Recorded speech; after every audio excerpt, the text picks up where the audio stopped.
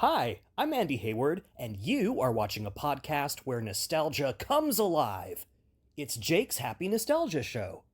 Roll it! Welcome to Jake's Happy Nostalgia Show, where nostalgia comes alive. Join Jake and his friends on a journey through pop culture of the past, where they interview professionals in the worlds of acting, directing, writing, puppeteering, and so much more. Who will they be chatting with today? Find out in this Jake's Happy Nostalgia Show episode. Hello everyone, welcome to this episode of Jake's Happy Nostalgia Show, where nostalgia comes alive. I'm here with us. Thank you for joining. Of course, I'm your host, Jake Duffenbaugh. With me today, my co-host Chris Bixby. How's it going? Doing good, Jake. How are you? I'm doing great, Chris. Thank you for asking. Unfortunately, our another co-host, Matt Bingo, wasn't able to join, but he sent his best wishes. Chris, what do we have for today? Yes, today's guest is a puppeteer, puppet builder, and wrangler. He was a puppet builder and wrangler on several seasons of Sesame Street, and he puppeteered on projects such as Pineapple Playhouse and ImaginOcean. Currently, he puppeteers various roles on Fraggle Rock, Back to the Rock, and more that we'll talk about later on. Avenue Q, just a whole bunch of other things that he's done that we'll talk about. Please welcome our guest for today, Ben Durocher. Ben, happy to have you here. Hello, thanks for having me. Yes. A pleasure to have you here. Absolutely. So to start this off, could you tell our audience a little bit about yourself and what you do? Yeah, sure. I mean, you summed it up pretty well just there. But I'm a puppeteer, puppet builder, puppet wrangler, all puppets all the time. Yeah, I've been lucky enough to work on a number of TV projects as well as theater. I do a lot of theater work too. I did Avenue Q for many years here in New York. Which is a project that I'm really proud I got to be a part of. And yeah, other than that, you summed it up pretty well. Wonderful. So, what was your childhood like, and how did you grow up? Oh, so I grew up in Ottawa, Ontario, which is in Canada, and that's the capital of Canada. So it's a very rich, rich artistic city. There's a lot of museums and a lot of theater. I got exposed to a lot of that growing up. And I guess like a lot of people who go into theater and puppetry, I caught the bug pretty young. I found puppetry as I could kind of do theater all by myself. I could play all the parts, I could write the script, I could design the puppets and the costumes and the sets, and it was like this sort of microcosm of theater that I could do. And I was a bit of an independent kid. Did a lot of experimenting with puppetry on my own, and yes, I did that all kind of growing up until it became my profession. Nice. So that's actually a perfect segue. So how did your love of puppetry kind of transition into having a career in it, like professionally? Well, I actually ended up going to college for musical theater because I thought that was a more viable career path than puppetry. Puppetry seemed like a real long shot. So studying theater and musical theater specifically was a great way to do something that I loved and still get a degree I thought was more useful. I don't know if it ended up being. But because I was Canadian, and came over to the States for university. After I graduated, I wasn't able to just work any job. I had to find a job in my field of study. So it became a little limiting, especially because it's such a competitive field. Theater and musical theater in particular is pretty competitive in New York. So a lot of people end up waiting tables or doing odd jobs. But because I was sort of limited, I turned to puppetry and because it's something I'd done growing up, I was able to get an internship at the Puppet Kitchen, which is a puppet design and fabrication studio here in New York. And at the time, they had a studio in the East Village, and it was an unpaid internship, but I got lunch. So it was like a perfect guarantee that I would have like a nice meal every day. And I also learned a skill and got to know the puppetry community here in New York. And eventually that led to a lot of opportunities to work in the field. Nice. So now, what was your first professional job in the industry? Let's see. In puppetry, my very first gig was John Tartaglia's ImaginOcean, which it had played, I believe, it started out on a cruise on cruise ships, and it was a like a 20-minute version. And then they expanded the show to like an hour long, or maybe like 45, 50-minute version that played off Broadway at a theater called New World Stages, which is actually where Avenue Q also played. They were basically right across the hall from each other. Not while I did either show, but I guess this was around like 2011, I think I want to say 2010, 2011. And then the show, after it closed in New York City, went out on a national tour. And because I was interning at the Puppet Kitchen, I heard about the auditions that were happening, and I got an appointment and did my audition and got hired. So it was a very, very exciting first gig to have. I think that was my first year after graduating. And John, of course, was like a hero of mine. I love Johnny. He's Yeah, the best. he's the best, truly. And I was the perfect age for Avenue Q when it first came out. I was like 14 or 15, and it's that time of your life when you're figuring out what you're going to do with it and looking for your purpose. And so a lot of the stuff in the show resonated with me, although I had no idea how much it would resonate with me even more as I got into my 20s and my 30s.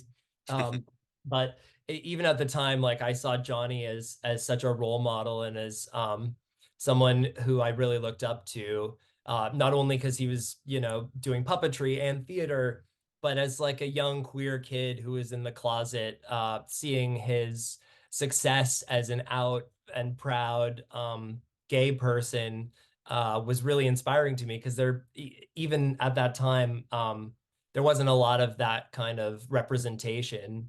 So Right. Johnny was always a real hero of mine. So getting to audition for him was so nerve-wracking, and getting to work with him on the show was just such a thrill. I couldn't believe it. Nice. So now this is an interesting question. Growing up, were there any Muppets or Muppet projects that you were most fascinated by? Ooh, well, I definitely loved all of the Muppet, productions. I would watch everything I could find. And at the time it was, pre-YouTube, so there was a lot of stuff that wasn't available, or, I'd hastily taped off of TV on a VHS tape.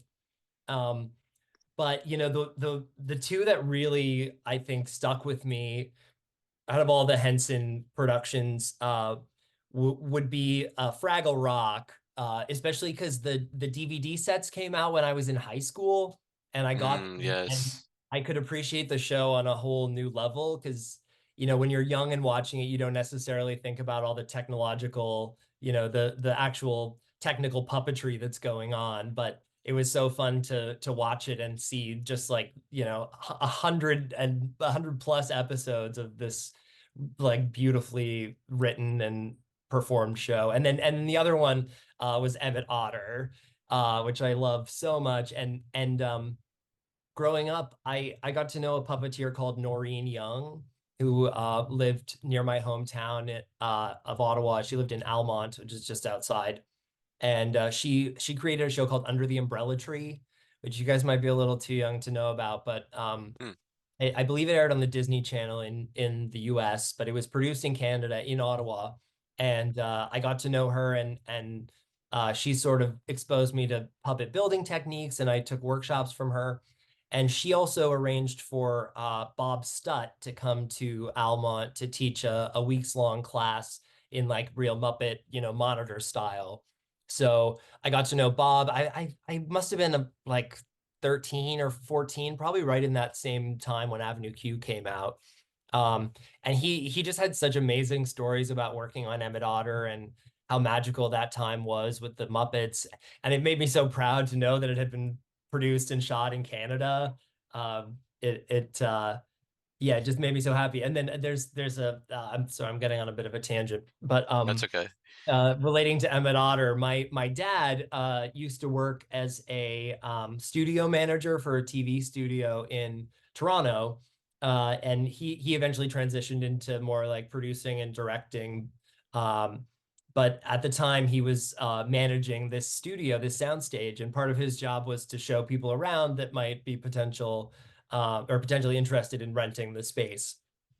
And at the time, he didn't put it all together, but he showed the studio to these two guys, one who was pretty tall with a beard and his associate, and they were looking to film this holiday special with puppets, and they needed really tall ceilings, because the sets would be jacked up tall enough to fit the puppeteers underneath. So they needed a really tall studio. And I guess the studio wasn't as tall as they needed, so they didn't end up going there. But like years later, there was a commercial, I think it was for MasterCard or American Express, that featured Jim Henson sort of saying like, you might not know my face, but you might know my voice. And my dad was like, oh my God, that was Jim Henson that came in. And we figured out that they must have been scouting for Emmet Otter. So I've found all these real connections to that special, and I think it holds up. I watch it every year, and it's always just as good. It's a classic. Yeah, it's just so well done. All the miniature sets and the way it's cut together, and the whole world that they created is just so full and rich. It's so good. Love it. Oh, that's great. So you also worked on the Sesame Street Christmas special, Once Upon a Sesame Street Christmas, as a part of the Creature Shop. What is that like? Yeah, that was early on in my time working at the Jim Henson Creature Shop.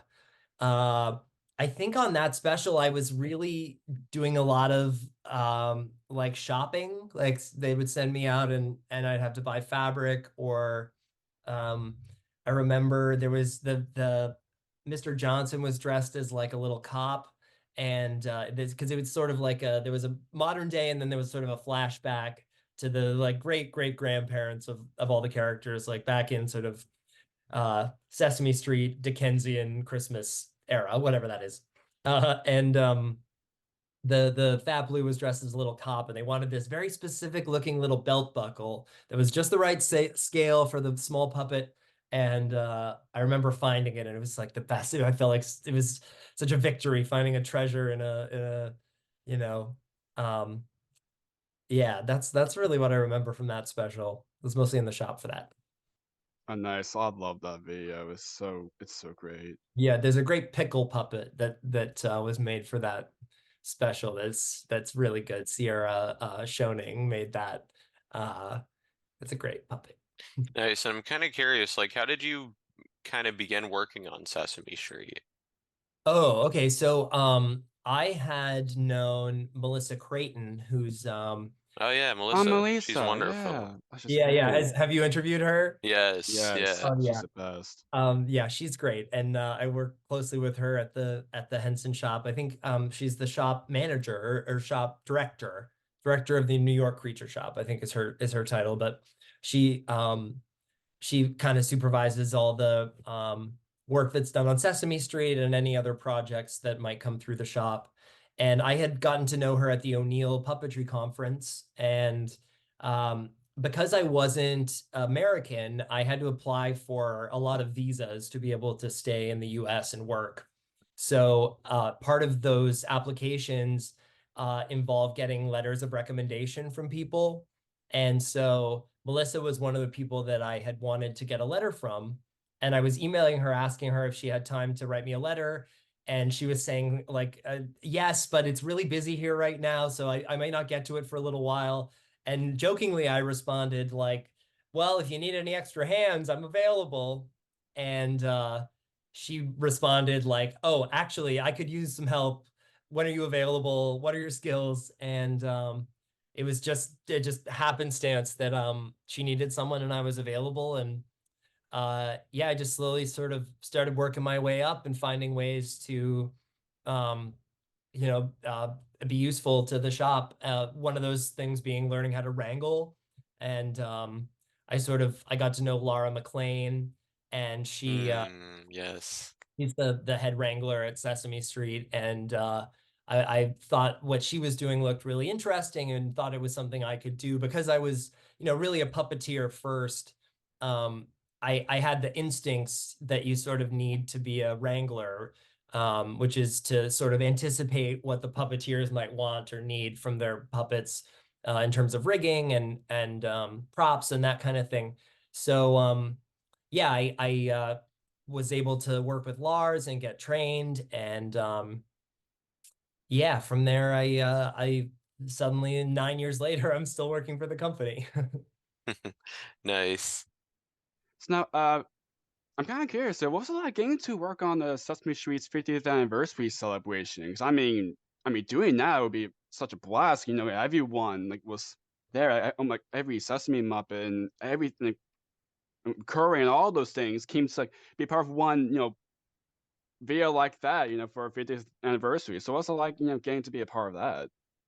That was so awesome.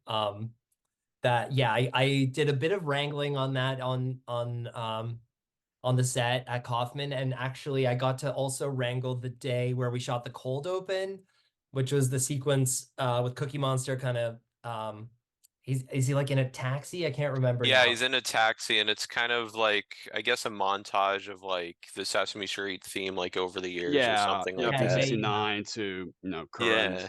something like Yeah, that, which so that was that was pretty like cool. a whole day of filming on location, which is like it's always a lot of work when you're out on location outside the studio, but I think the puppets just look so good when they're out in the daylight and interacting with the real world. There's just their colors just pop so much out in the sunlight. And so that was a really fun day to work on. And then I also was there on the day when Kermit came back, which was just, the best ever. I'd never worked with the Disney Muppets at all, so that was my first time ever seeing Kermit in person, and it's like seeing an old friend. And same with the human actors who came back. I started on the show after um, Sonia Manzano and the other humans from my childhood had retired. Bob McGrath, Uh, Yeah. yeah, and Luis. Gort, It was rest their just souls. meeting those people in person is a Wasco Orman, uh-huh. And that's great. Allison Bartlett, who was like, Yeah. Yeah, my era Allison, growing yeah. up of Sesame Street. Alice, Gina, right? Yeah. With her veterinarian's office. That's what I remember. Um, but yeah, so that whole special was really surreal, and even seeing all the old puppets getting brought out, all the classic characters, Yes. it was Yeah. just a really fun Getting to see time. Sherlock Hemlock, Captain Vegetable, Biff and Festival, Sully, I Oh my think were there. yeah, Yeah. yeah, and some of I think after that they kept a lot of those puppets together, because they're just AMs, so the features come on and off, and they get turned into different characters. But the those all stayed together for a while, so they still used them a little bit here and there, which is so fun. Nice. So, you also got to work a bit, contributing to the spin-off show, the Furchester Hotel. What was it like working on that? Oh, Furchester, I only worked on it a little bit. I think because it was all shot overseas in the UK, Hmm. we were just doing a lot of prep on the puppets and then shipped everything over there. So it was a lot of they used a lot of different puppets and had a big roster of characters that they used on that show. So I just remember like packing boxes and boxes of puppets to send over to the UK. Oh, that's great.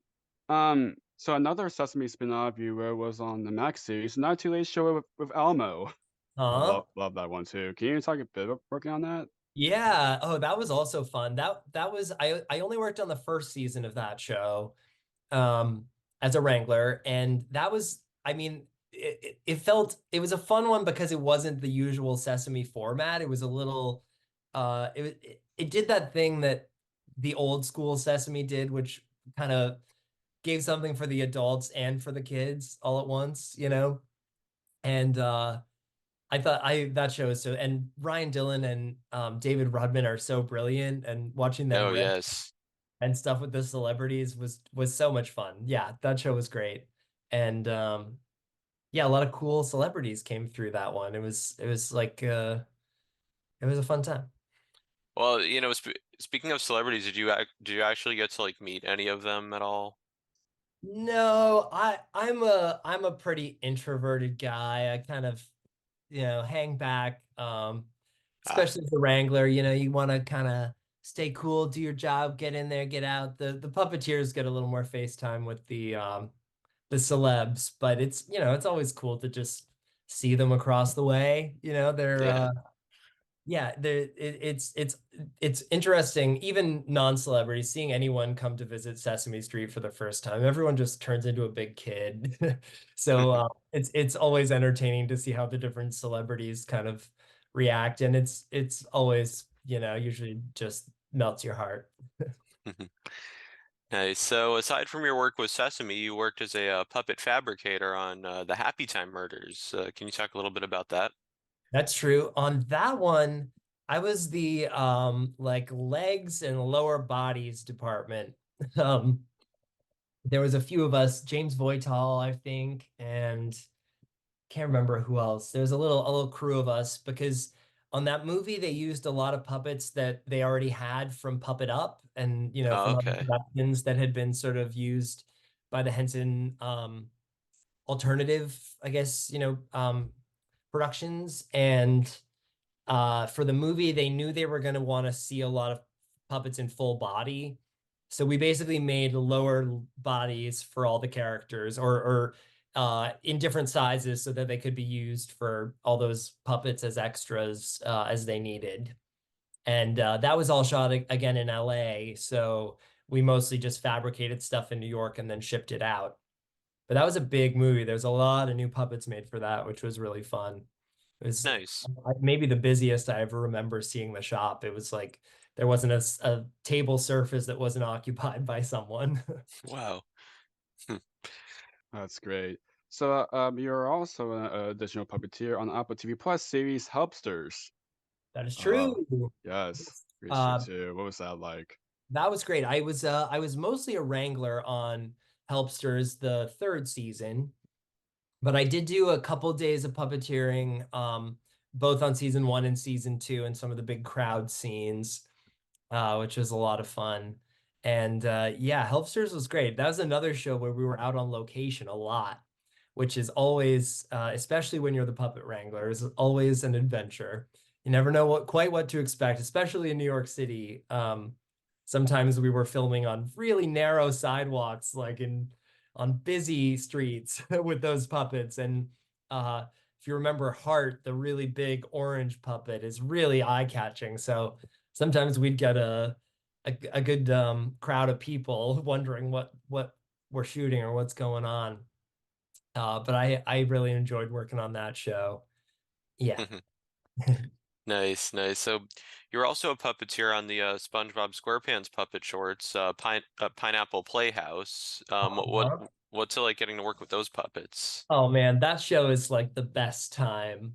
That project kind of came about during the pandemic, um, because actually previously in like early 2020, the puppets were originally made for a show called As Told By, which it's on Okay. Amazon Prime, or I'm not sure where it is now, but it was basically like the premise of Drunk History, where someone in this case, the voice actors from SpongeBob were kind of recounting episodes from memory, and then the puppets reenacted the episodes as they remembered them, if that makes sense. Hmm. And sometimes, they'd get it wrong, so the puppets would do it over, or the two people trying to remember the episode would have a disagreement about how they remembered it going down, so you'd kind of see it both ways. It was really sweet and really really fun to work on that. I was a wrangler on that, and the puppeteers were Victor Yared, Paul McGinnis, and Spencer Lott. Oh Uh, And yeah. Victor Spencer, great Yeah, a yeah, lot names. of yeah, wonderful great guys. names. That was a lot of fun, and that was like right before the pandemic happened, and then all the world closed down, and one of the producers at Nickelodeon, who was really gung ho about puppetry and is a puppet builder and a puppeteer himself, Garrett Beltis, he kind of had the idea to use the puppets from that other series to do the Pineapple Playhouse series, where we were basically just reenacting episodes, like cut down versions of the SpongeBob episodes, but all with puppets and all practical. There's nothing in there that's really done in post-production, or very, very few things. All the backgrounds are, hand painted, and all the props are handmade. And the first few episodes, maybe the whole first season, we actually shot in Garrett's apartment in New York. It was just he, myself, and a third producer slash camera person, and if we were all just doing it ourselves, really kind of shoestring, bare bones. But it was so successful, and we kept doing it through the pandemic, and then it got bigger, and we ended up going into the studio to do the later episodes. And I also was a puppet builder and built props, and yeah, it was a small team. Myself, John Cody, and Laura Mans and Jamie Bresler were kind of the core crew on that. With Jake Bazell puppeteered a bit, and Weston Long, and Spencer Lott, and I'm trying to think who else. Brendan Malafronte. I think Laura McLean also puppeteered a little bit on it. So it was fun, I think the best gigs are when you get to work with your friends, and all those people are like some of my favorite builders and puppeteers and best friends in the world. So that was just such a joy to work with all of them. I wish we got to do more. Yeah, they're wonderful. Oh yeah, Thanks. absolutely. So of course, you're also a puppeteer on the Fraggle Rock Bible series, Fraggle Rock Back to Rock, including performing the body of Junior Gorg and other background roles. What was it like getting to work on a Bible in such an iconic show like Fraggle Rock? Oh man, I still pinch myself. I feel so lucky that I got to work on that show. It's such a joy. Everyone that works on that project is so awesome. And it's just like an iconic series. And then, to get to do Junior on top of all of it is yeah, it's the best. It's the best ever. I love it so much. And I'm really proud of the show. I think it's a really loyal, adaptation of that original series. It takes everything that's great and peppers in a little, contemporary flair. And as a fan, I think even if I didn't work on it, I would love it. Absolutely. I mean, you and the connection of you and Dan, like Garza, whole, for doing Junior Gore, like, oh my gosh. I know you both have so much fun, like both talking, okay, what we're gonna do with Junior does this or that or does that. I Yeah, think yeah. you both did work together like so well for Oh, that. thank you. Yeah, I'm glad that translates. It's really such a joyful experience working with Dan. He's the best. He's got the biggest heart, and we both love the character of Junior so much, so we really wanted to kind of do him justice and take what Richard Hunt and Frank Meshkalite, who of course did the body in the later seasons, was on Back to the Rock with us. So there was also this kind of amazing legacy of Frank being there and being able to like pass the torch and um, give us all kinds of wisdom and insight into how it was done, back in the day, and helped us bring this new Junior to life. Yeah, it's really cool. And I don't know if you know this, but the Ma and Pa were actually the original suits refurbished. Oh wow. The structure and the costumes and a lot of elements of those suits were just reused. But Junior was basically rebuilt entirely. So it's a really advanced animatronic head. It's got a lot more functionality and features than the original had. Like the eyes can go side to side, and I think he's got a full blink. I don't think the original could close his eyes all the way. I think it was just a half lid. Actually, no, that's not true. He could close his eyes all the way. Maybe there's just more. Maybe it's a bottom and top lid. I can't remember. And then his mouth also does a side to side and not just an up and down, which is really Right, Right. yeah. Yeah. kind of have him talk about the side of his mouth. And Dan is so Mm-hmm. good with that, Oh my like gosh. digital, the Henson digital puppetry system. Oh That yes. what all the stuff he does just blows my mind, and it's really fun, collaborating, because sometimes like the scenes are really physical, so the body is kind of driving the action, but sometimes on the more soft and emotional scenes, the head is really driving it, and it's I'm just along for the ride with Dan, and it's so fun. He's so great. Love that guy. Yes, and what John Tartaglia is doing, like as a Oh my puppeteer and gosh. as producer and writer and stuff like that. Like, Executive producer, yeah, director, so Yeah, many he's things. the perfect Creative person to. supervisor. yeah, Yeah, he wears so many hats, which is I know. I don't know how he has time to sleep. He does so much on that show, and he's always just so nice. He's never grumpy. Yeah, he's That's how yeah, Johnny he's the is, like in and out of the nicest. camera. Like he is such one of the most down to earth people like yeah, ever. Like 100%. He's I there's don't think he'll. no. I don't think who does have those positions better than Johnny. Honestly. I agree. And he's such a fan of Fraggle Rock for him to, really be the one to spearhead the brand now. And I think he's just doing such a great job. Big fan of his. Yes, absolutely. So Indeed. this may be a tough question to answer, but do you have any favorite episodes of the show so far? Oh yeah. I mean, they're all great. I think they're all awesome. My favorite episode is season 2, episode 5, I'm Pogi. Oh my gosh, Yes. Oh yes. my Yeah, gosh. it's I love it's that That episode so that's a much. great episode. for sure. Like when we first read the script, I was just like weepy mess. Just it's one of those episodes that as a kid I wish had been on TV.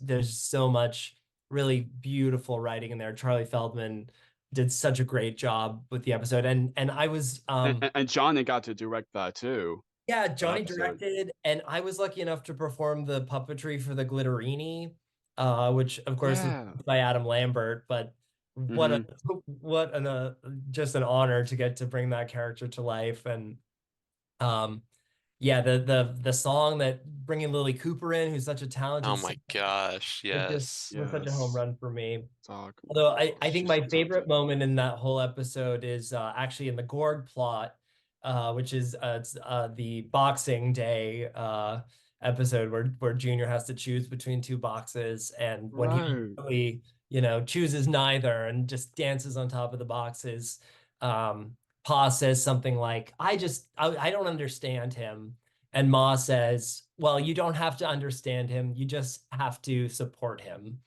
And it's there's a lot of people that could stand to hear that message, so it's very special to be part of a show that goes there. Nice. What are some of your favorite songs from the series so far too? Ooh. I mean, Free and High is definitely up there. all Absolutely. the all the old songs are just so good. Yeah, Yeah, oh my working. gosh, the newer renditions of them are great. Rock Like goes the rock, on. yeah, the rock goes on, Oh yeah. yeah, that's a great one. Go with the Like flow. Go with the Flow, so good. Yeah, and the end of season 1 I remember finished with Follow Me, Mm-hmm. which Yes. of course was from the first episode of the original show. I mean, you can't. Also such a great tune. Yeah. Yeah, that's such a beautiful one. I actually, unfortunately, and not the day that was filmed, I was not on set because there was a second unit on the first season to do all the Uncle Matt postcards. Oh, So okay. there was the main unit that stayed at the studio, and then I was sent out as the Wrangler and assistant puppeteer to do all the Uncle Matt shoots, which was I think 5 days total, just going around Calgary to different locations. There's a dog park and a skating rink and a ski hill. And at some point during that week is when they did follow me back at the soundstage. But I got to hang out with Kevin Clash for a week, and Oh, I love Ah, Kevin. Kevin. Oh, yeah, he's We've great. interviewed him as well. He's wonderful. He's yeah, the it's best. a legend, and someone I've looked up to, and whose puppetry I've studied my whole life. And again, just like one of those surreal pinch me moments, getting to where just I'm laying on the ground doing Uncle Matt's right hand for Kevin Clash, and the life doesn't get much better than that. Exactly. Absolutely. So now moving on to your live puppetry work. We talked about this a little bit earlier, but you puppeteered in ImaginOcean, of course. Uh, Which also, if I'm not mistaken, got to go global. I think you guys got to do that in a couple different countries. What was that kind of aspect of it like? yeah, that's true. Oh, that was so cool. I really not had I have even ever left? I don't think I'd ever left North America before then. I think that was my first time ever going overseas. I'm pretty sure that's true. Yeah, on the first year of the tour, we went to Singapore, which was just so cool. And just getting to travel to Asia and to see a whole other side of the world was a very, very special experience. And I'm so grateful that Johnny hired me to get to do that. And then on the second year, we got to go to Australia, which was even cooler. Like, Oh wow. and the Yeah. show Uh-huh. played there for a whole month at the Sydney Opera House, which is just like the most iconic, landmark of Australia practically. And just walking up to that theater every day to go in and yeah, that was so neat. That was a really special experience. And I was pretty young. I was just in my early 20s, so getting to see the world like that was really special. And the show really played well everywhere. It's really universal. The magic of puppetry is yeah, everybody loves it. That's so wonderful. So, you performed in Princeton and Rod for 2 years in Avenue Q at New World Stages. I was like performing in that. That was also a real dream come true. And Yeah, I love another Avenue Q. yeah, what a great show. And the reason I was probably ever considered to be in that production was because I'd worked on ImaginOcean with Johnny and a director named Donna Drake, who did the staging for ImaginOcean. And she's worked with Johnny a lot over the years. I think she was the choreographer for a lot of Johnny and the Sprites when they would do big musical numbers. Oh, love Johnny Okay, yeah. Sprites. And Yeah, she's love like those an shows. old school Broadway, like she did a chorus line like in the original production. And she's like real old school. Love Donna Drake. And she ended up directing a production of Avenue Q in Wisconsin. And I asked me to audition and hired me to play Princeton. And that was my first time ever doing the show. And I actually that's when I first worked with Jason Jacoby, who also did the show off Broadway for many years as Nikki Trekkie. And when Donna directed us in that production, she brought Johnny in for a few days just to help coach the puppetry for the production. And so that's where he saw me really do musical theater because ImaginOcean was a pre-recorded track. There's no live singing. So Right. he didn't really know what kind of skills I had in that department. And so getting to see me do Avenue Q out there kind of put me in his mind when the role opened up eventually a few years later in New York. And he was the resident director at the time. So I was like learning the role from the guy who created it. It's a real surreal experience. And yeah, I got to do that show like over 1,300 times. Like yeah, 8 shows a week for yeah, all 2.5 years, I guess. Yeah, what a dream come true. It's like if my 14-year-old self had known that I would get to do that, I would have like peed my pants. Oh, that's great. Yeah, so on the topic of Avenue Q, you were also recently a part of the Stars in the House concert Yeah. that they did, Mhm. where you got to work with the original cast too. What was that like? Yeah. Oh, I mean, again, it's really surreal. Yeah, that came about like really randomly. I got an email from Seth Rudetsky, who, I'm a fan of course, known his work for years. And I think I did his radio show at some point. Avenue Q did an interview on his radio show, but I couldn't imagine that he remembered me. But I get this email saying like, "Hey, we're doing a benefit sing through of Avenue Q. Are you available to sing Princeton?" And it was like, this has to be a prank. There's no way this is real.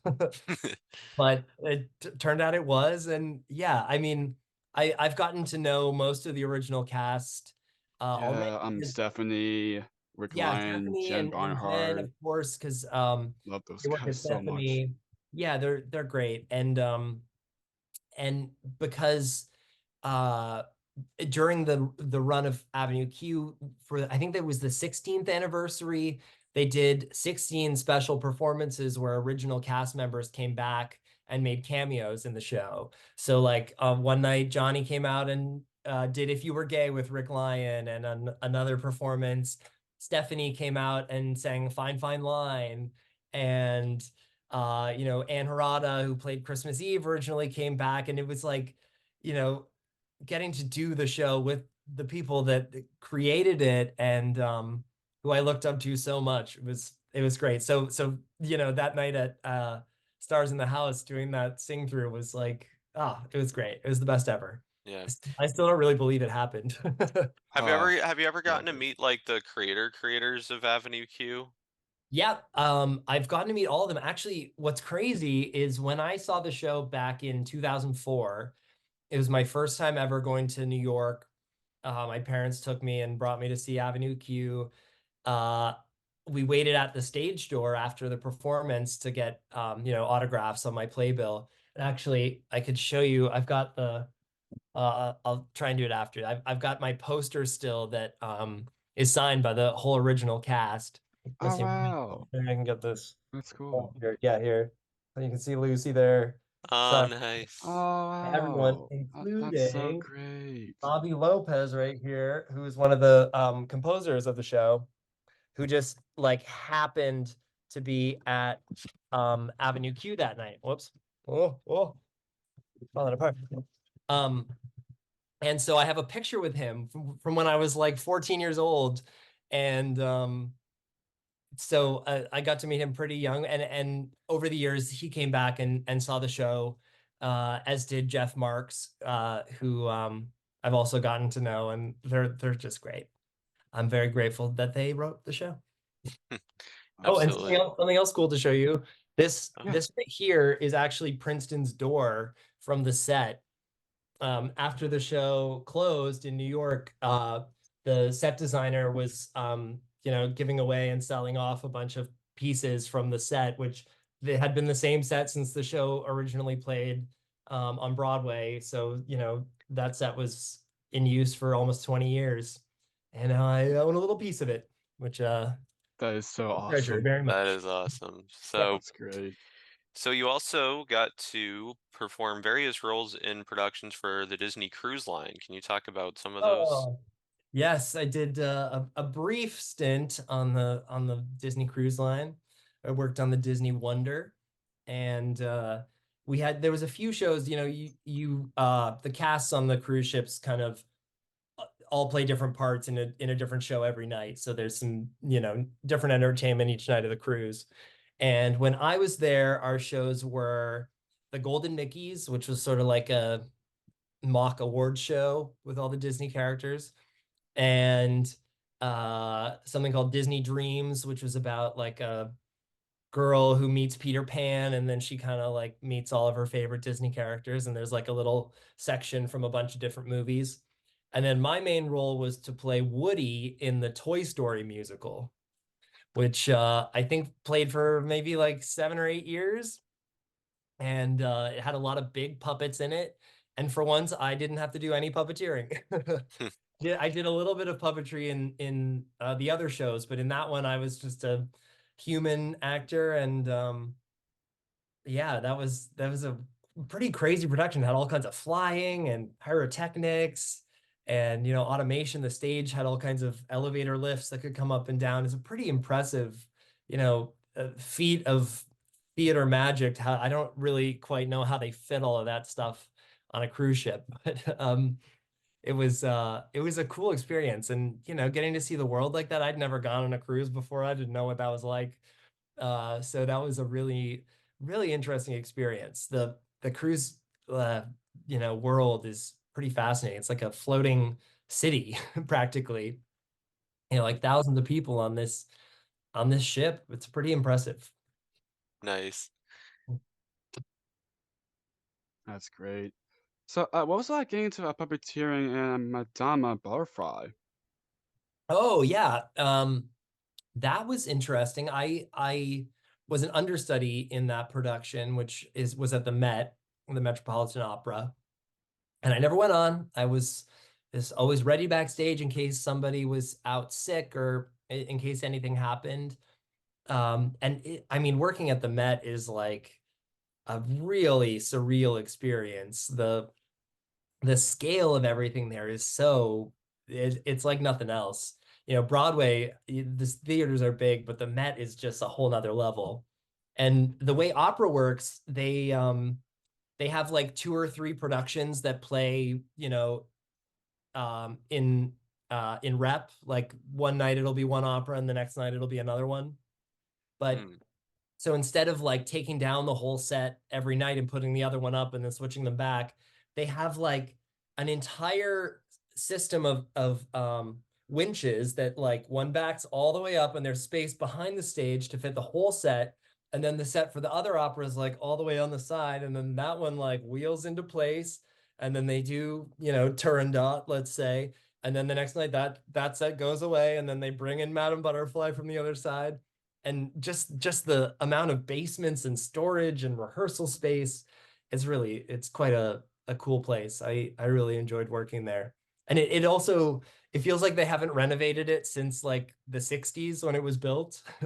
And so it feels like a bit of a time capsule when you go backstage. It's like, Oh, wow. the signage and the paint colors and everything, it feels like another time. It's like a little time machine.